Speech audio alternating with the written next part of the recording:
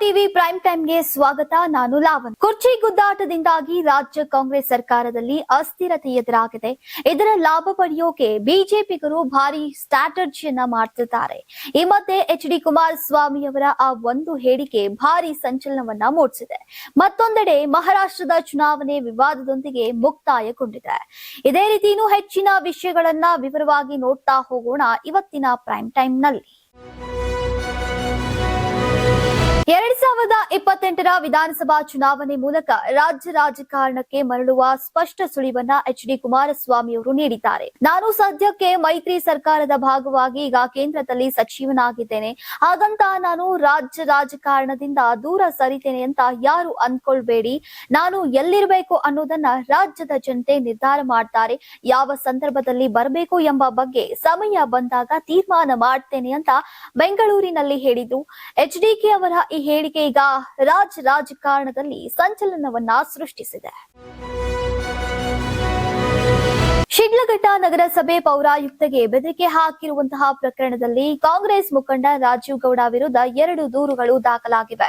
ಸದ್ಯ ಬಂಧನದ ಭೀತಿಯಿಂದ 2 ಮೊಬೈಲ್ ಫೋನ್ಗಳನ್ನ ಸ್ವಿಚ್ ಆಫ್ ಮಾಡಿಕೊಂಡು ರಾಜೀವ್ ಗೌಡ ಅವರು ತಲೆಮರೆಸಿಕೊಂಡಿದ್ದಾರೆ. 3 ತಂಡಗಳಿಂದ ಹುಡುಕಾಟವನ್ನ ನಡೆಸಲಾಗ್ತಾ ಇದೆ. ಶಿಡ್ಲಘಟ್ಟ ಠಾಣೆ ಸರ್ಕಲ್ ಇನ್ಸ್ಪೆಕ್ಟರ್ ಆನಂದ್ ಕುಮಾರ್, ಚಿಂತಾಮಣಿ ಗ್ರಾಮಾಂತರ ಠಾಣೆಯ ಇನ್ಸ್ಪೆಕ್ಟರ್ ಶಿವರಾಜ್ ಮತ್ತು ಸೈಬರ್ ಪೊಲೀಸ್ ಠಾಣೆಯ ಪಿಐ ಸೂರ್ಯಪ್ರಕಾಶ್ ನೇತೃತ್ವದಲ್ಲಿ ಈಗ ಶೋಧ ಕಾರ್ಯವನ್ನ ನಡೆಸಲಾಗ್ತಾ ಇದೆ. ಬೆಂಗಳೂರಿನ ಇಂದಿರಾನಗರದಲ್ಲಿ 1 ತಂಡ, ಸಂಜಯ್ ನಗರದಲ್ಲಿ 1 ತಂಡ ಮತ್ತು ಕೆಂಪೇಗೌಡ ವಿಮಾನ ನಿಲ್ದಾಣದಲ್ಲಿ 1 ತಂಡದಿಂದ ಈಗ ಆರೋಪಿಗೆ ಹುಡುಕಾಟವನ್ನ ನಡೆಸಲಾಗ್ತಾ ಇದೆ.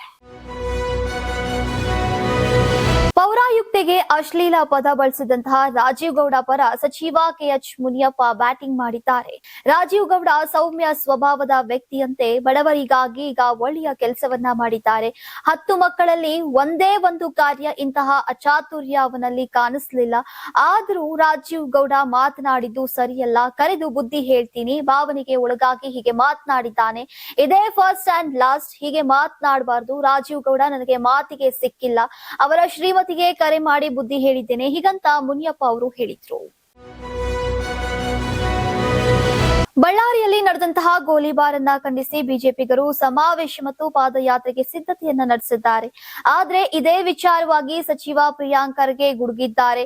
ನಾವು ಕೂಡ ವಿರೋಧ ಪಕ್ಷದಲ್ಲಿದ್ದಾಗ ಜನರ ಪರವಾಗಿ ಪಾದಯಾತ್ರೆ ಮಾಡಿದ್ದೇವೆ, ವೈಯಕ್ತಿಕ ವಿಚಾರವನ್ನ ಇಟ್ಕೊಂಡು ಮಾಡಿಲ್ಲ. ಬಿಜೆಪಿಯಲ್ಲಿ ನಾಯಕತ್ವದ ಕೊರತೆ ಇದೆ ಅನ್ನೋದು ಎದ್ದು ಕಾಣಿಸ್ತಾ ಇದೆ. ಬಳ್ಳಾರಿಯಿಂದ ಬೆಂಗಳೂರಿನವರೆಗೆ ಪಾದಯಾತ್ರೆ ಮಾಡೋಕೆ ಸರಿಯಾದ ನಾಯಕತ್ವ ಇಲ್ವಾ? ವಿರೋಧ ಪಕ್ಷದ ಸಾಮರ್ಥ್ಯವನ್ನ ನಾವು ನೋಡಿದ್ದೇವೆ. ಬರೀ ಹಿಟ್ ಅಂಡ್ ರನ್ ಅಷ್ಟೇ. ಪಾದಯಾತ್ರೆ ಬರೋದ್ರೊಳಗೆ ಯಾರ ಚೇಂಜ್ ಆಗ್ತಾರೆ ನೋಡೋಣ ಅಂತ ಪ್ರಿಯಾಂಕ್ ಖರ್ಗೆ ಅವರು ಕುಟುಕಿದ್ದಾರೆ. ರಾಜಕಾರಣಕ್ಕೆ ಬರುವ ಸುಳಿವು ನೀಡಿದಂತಹ ಮಾಜಿ ಸಂಸದ ಪ್ರತಾಪ್ ಸಿಂಹ ತಾನು ಮೈಸೂರಿನ ಚಾಮರಾಜ್ ಕ್ಷೇತ್ರದ ಬಿಜೆಪಿ ಟಿಕೆಟ್ ಆಕಾಂಕ್ಷಿ ಅಂತ ಘೋಷಣೆ ಮಾಡಿದ್ದಾರೆ. ಅಭ್ಯರ್ಥಿಗೂ ಆಕಾಂಕ್ಷಿಗೂ ವ್ಯತ್ಯಾಸ ಇದ್ದು, ವ್ಯತ್ಯಾಸ ಗೊತ್ತಿಲ್ಲದೆ ಕೆಲವರು ಮಾತನಾಡ್ತಿದ್ದಾರೆ.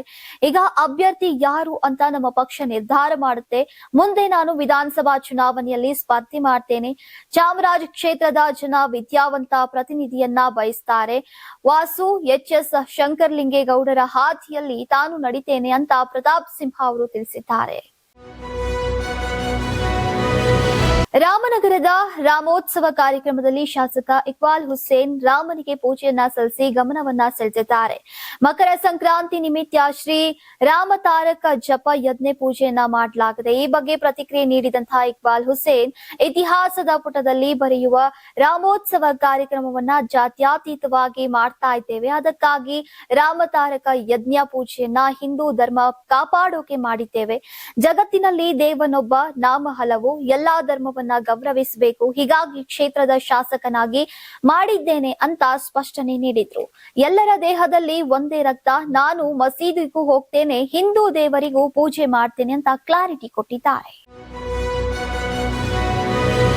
ಬೆಂಗಳೂರಿನ ಕೋಗಿಲು ಲೇಔಟ್ನಲ್ಲಿ ಈಗ 160ಕ್ಕೂ ಹೆಚ್ಚು ಮನೆಗಳನ್ನ ನೆಲಸಮಗೊಳಿಸಿದ ನಂತರ ಹೊರಮಾವಿನಲ್ಲಿ ಈಗ 39 ಮನೆಗಳನ್ನ ಕೆಡವೋಕೆ ಬೆಂಗಳೂರು ಪೂರ್ವ ನಗರ ಪಾಲಿಕೆ ದೃಢೀಕರಣ ಆದೇಶವನ್ನ ಹೊರಡಿಸಿದೆ.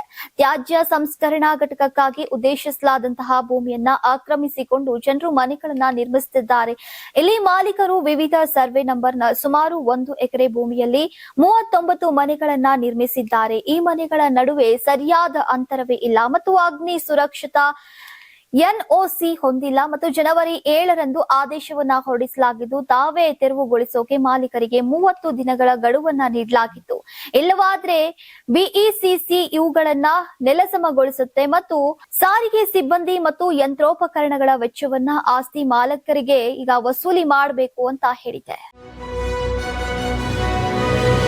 ಮಹಾರಾಷ್ಟ್ರ ರಾಜ್ಯದಾದ್ಯಂತ 29 ಮಹಾನಗರ ಪಾಲಿಕೆಗಳಿಗೆ ಇಂದು ಮತದಾನವನ್ನ ನಡೆಸಲಾಯಿತು. ಒಟ್ಟು 893 ವಾರ್ಡ್ಗಳ 2869 ಸ್ಥಾನಗಳಿಗೆ ಬೆಳಗ್ಗೆ 7:30ರಿಂದ ಸಂಜೆ 5:30ರವರೆಗೆ ಮತದಾನವನ್ನ ನಡೆಸಲಾಯಿತು. ಒಟ್ಟು 3.48 ಕೋಟಿ ಮತದಾರರು ಹಕ್ಕನ್ನ ಚಲಾಯಿಸಿದ್ದು ಈಗ 15,931 ಅಭ್ಯರ್ಥಿಗಳು ಅಖಾಡದಲ್ಲಿದ್ದಾರೆ. ಇನ್ನು ಇದೇ ವೇಳೆ ಶಾಯಿ ವಿವಾದ ಭುಗಿಲೆದ್ದಿದೆ. ಮತದಾನದ ನಂತರ ಬೆರಳುಗಳಿಗೆ ಗುರುತು ಮಾಡೋಕೆ ಮಾರ್ಕರ್ ಪೆನ್ ಅನ್ನ ಬಳಸ್ತಿದ್ದಾರಂತೆ. ಹೀಗಂತ ಏನು ಮಹಾರಾಷ್ಟ್ರ ನವನಿರ್ಮಾಣ ಸೇನೆಯ ಮುಖ್ಯಸ್ಥ ರಾಜ್ ಠಾಕ್ರೆ ಗಂಭೀರ ಆರೋಪವನ್ನ ಮಾಡಿದ್ದಾರೆ. ಈ ಆರೋಪವನ್ನ ಚುನಾವಣಾ ಆಯೋಗ ತಿರಸ್ಕರಿಸಿದೆ.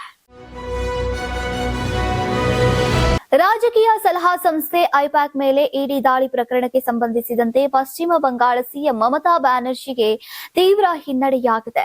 ಸುಪ್ರೀಂ ಕೋರ್ಟ್ ದೀದಿಗೆ ಛೀಮಾರಿ ಹಾಕಿದೆ ಮತ್ತು ಇಡಿ ಅಧಿಕಾರಿಗಳ ವಿರುದ್ಧ ದಾಖಲಾಗಿರುವಂತಹ ಎಫ್ಐಆರ್ಗಳಿಗೆ ತಡೆ ನೀಡಿದೆ.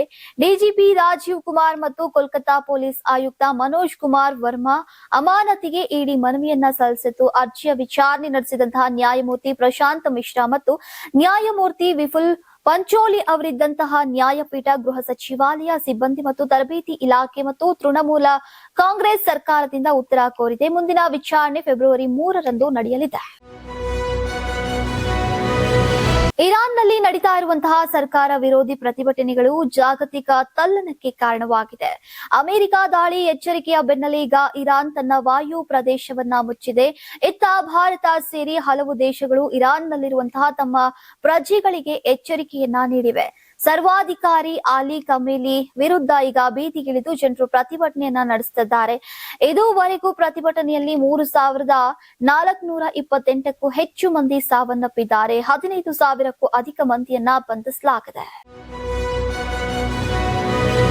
ನೋಡಿದ್ರಲ್ಲ ವೀಕ್ಷಕರೇ, ಇದಾಗಿತ್ತು ಇವತ್ತಿನ ಪ್ರೈಮ್ ಟೈಮ್. ಮತ್ತೆ ಭೇಟಿಯಾಗೋಣ ನಾಳೆಯ ಪ್ರೈಮ್ ಟೈಮ್ ನಲ್ಲಿ. ನೀವು ಸಣ್ಣ ಆಗ್ಬೇಕಲ್ವಾ? ಅದು ಒಂದು ಉತ್ತಮ ಆಹಾರದಿಂದ ಸಣ್ಣ ಆಗ್ಬೇಕಲ್ವಾ? ಪ್ರತಿದಿನ ನಮ್ಮ ಜೀನಿ ಸ್ಲಿಮ್ ನ ಯೂಸ್ ಮಾಡಿ ಯಾವುದೇ ಸೈಡ್ ಎಫೆಕ್ಟ್ ಇಲ್ದಂಗೆ ನೀವು ಸಣ್ಣ ಆಗ್ತೀರಾ. ನೀವು ಸಣ್ಣ ಆಗ್ಬೇಕಲ್ವಾ? ಅದು ಒಂದು ಉತ್ತಮ ಆಹಾರದಿಂದ ಸಣ್ಣ ಆಗ್ಬೇಕಲ್ವಾ? ಪ್ರತಿದಿನ ನಮ್ಮ ಜೀನಿ ಸ್ಲಿಮ್ ನ ಯೂಸ್ ಮಾಡಿ ಯಾವುದೇ ಸೈಡ್ ಎಫೆಕ್ಟ್ ಇಲ್ದಂಗೆ ನೀವು ಸಣ್ಣ ಆಗ್ತೀರಾ.